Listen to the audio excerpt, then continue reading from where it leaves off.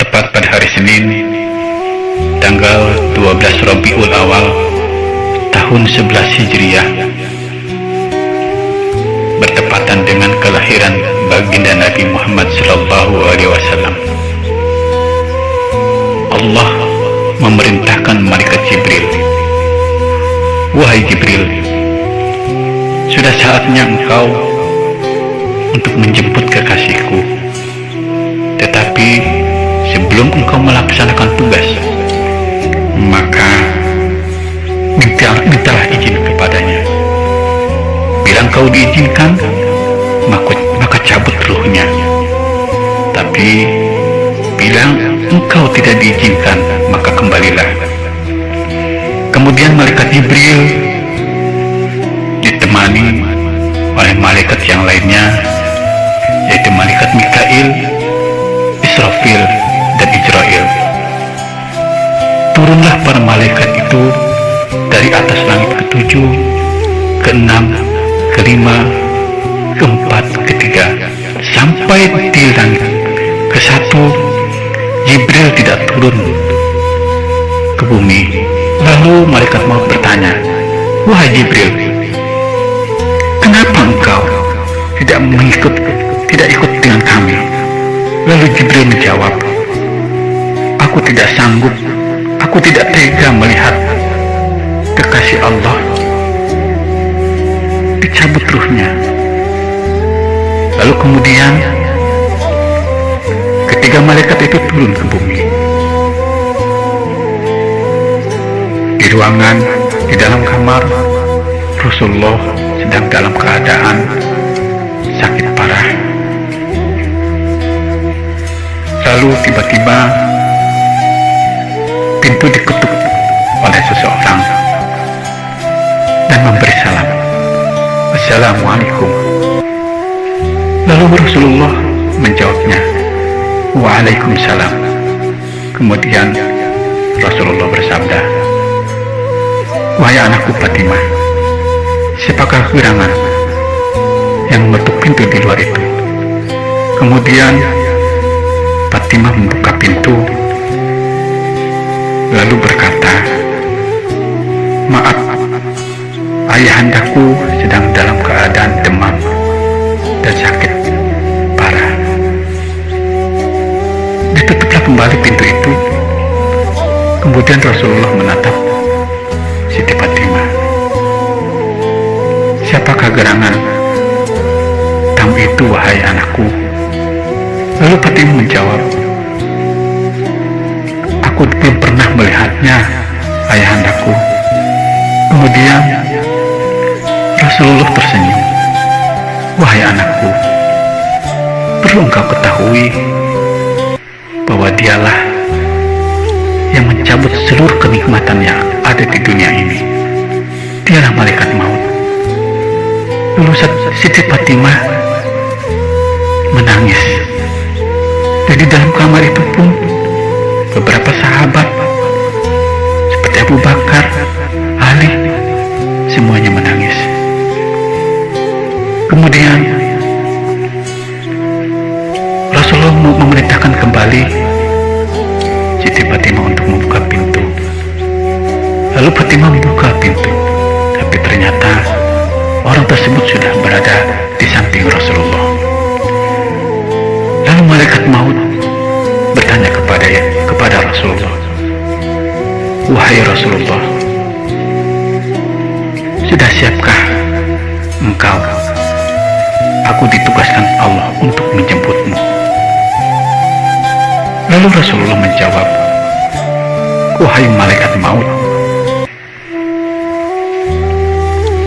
nabi-nabi terdahulu yang 24 itu setelah melaksanakan tugasnya, semuanya akan kembali kepada Allah. Tapi sebelum engkau melakukan ini, ada yang aneh."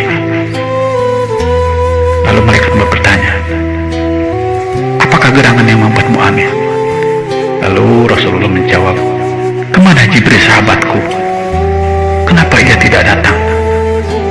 Panggillah." Lalu ketiga malaikat ini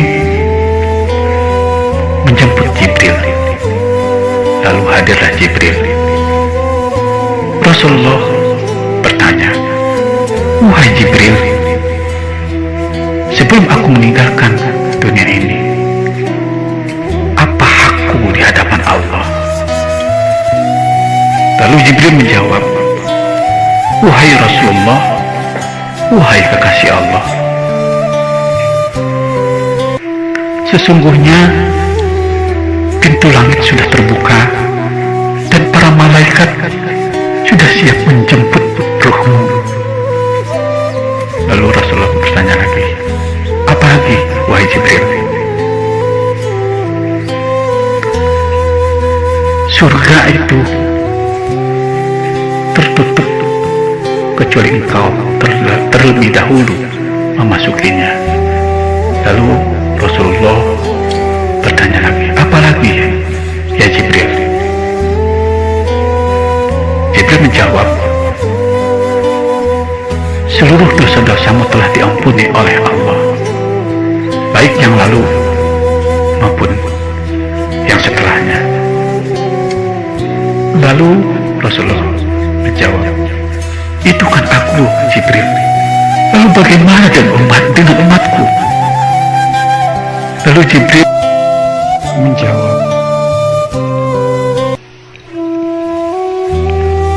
"Aku pernah mendengar Allah berfirman, sesungguhnya diharapkan surga sebelum umat Nabi Muhammad kekasihku memasukinya.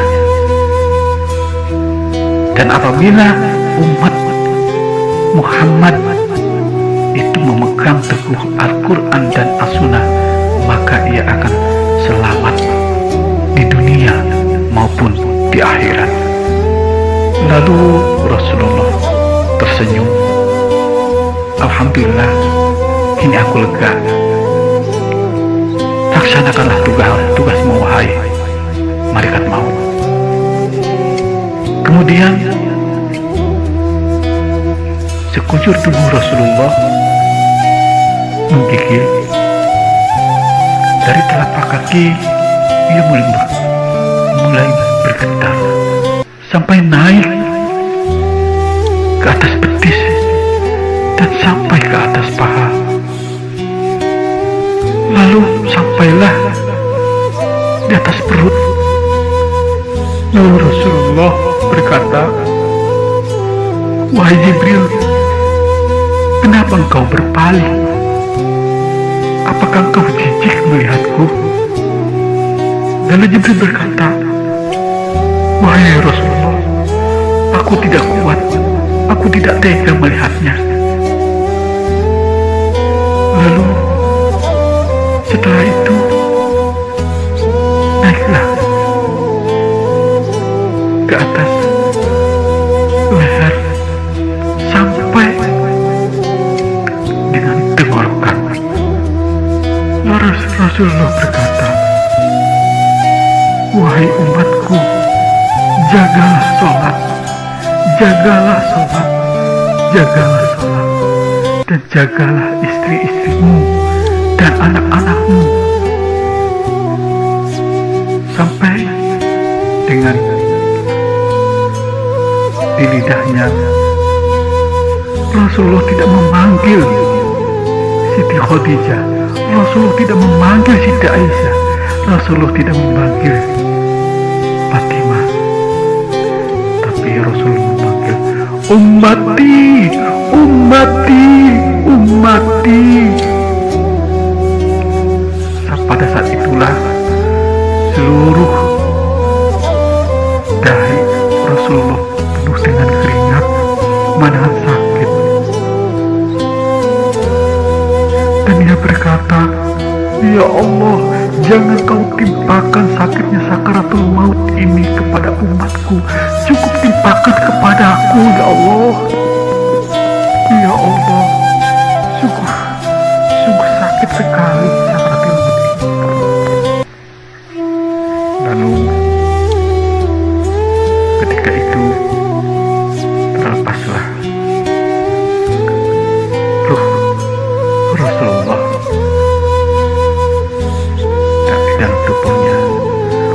maka gemparlah seluruh kota Mekah. Bahkan semua sahabat menangis, sampai Sayyidina Umar menghunus pedangnya. Siapa saja yang mengatakan Rasulullah meninggal, maka aku akan tebas lehernya. Umar tidak bisa menerima. Lalu Abu Bakar keluar dari rumah Rasulullah. Wahai Umar, siapapun yang menyembah Nabi Muhammad pasti akan kembali kepada Allah, kepada penciptanya. Tapi barang siapa yang menyembah Allah, maka Allah itu kekal selama-lamanya. Mendengar nasihat Abu Bakar, Umar langsung tersungkur jatuh. Dia sadar bahwa segala sesuatu akan segera didengarkan. Hadirin hadirat yang mudah-mudahan dimuliakan oleh Allah Subhanahu wa Ta'ala, itulah sebuah kisah wafatnya makhluk terbaik, makhluk yang benar-benar menjadi panutan umat manusia di muka bumi ini. Betapa cintanya ia kepada kita sebagai umatnya. Bahkan ia berani menanggung semua rasa sakit sakaratul maut ini. Lalu apa yang pernah kita lakukan kepada Rasulullah? Apakah benar-benar cinta? Apakah kita benar-benar cinta kepada Rasulullah? Sahabatku, marilah kita renungkan ini. Sallallahu ala Muhammad, sallallahu alaihi wasallam, sallallahu ala Muhammad, sallallahu alaihi wasallam. Ya Nabi salam alaika, ya Rasul salam alaika, ya Habib salam alaika,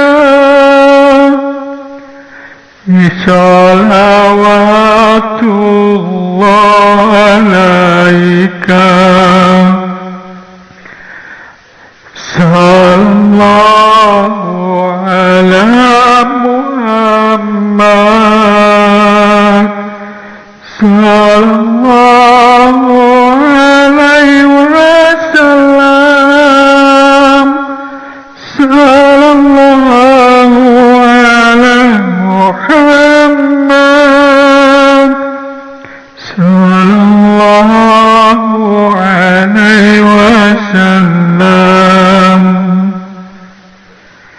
Asraqal badru alaina, fata